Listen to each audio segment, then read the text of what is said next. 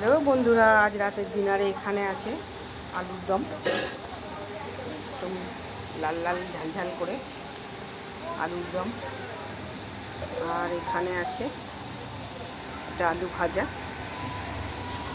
আর তার সাথে এখানে আরও আছে এটা চিকেন।